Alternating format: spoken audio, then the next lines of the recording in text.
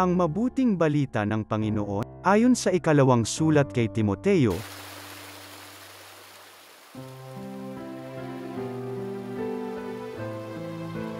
Pinakamamahal ko, ako'y iaalay na. Dumating na ang oras ng pagpanaw ko sa buhay na ito. Puspusan akong lumaban sa paligsahan.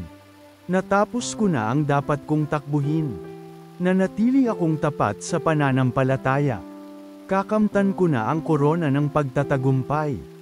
At sa araw na yaon, ang Panginoon na siyang makatarungang hukom, ang magpuputong sa akin ng korona, hindi lamang sa akin, kundi sa lahat ng nananabik sa muli niyang pagparito.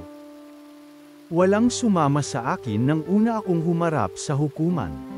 Pinabayaan nila akong mag-isa. Patawarin nawa sila ng Diyos. Ngunit pinaturnubayan ako ng Panginoon at binigyan ng lakas upang maepahayag sa mga hentil ang salita. Naligtas ako sa tiyak na kapahamakan.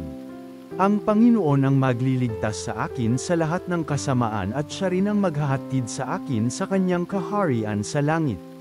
Purihin nawa siya magpakailanman. Amen. Ang mabuting balita ng Panginoon.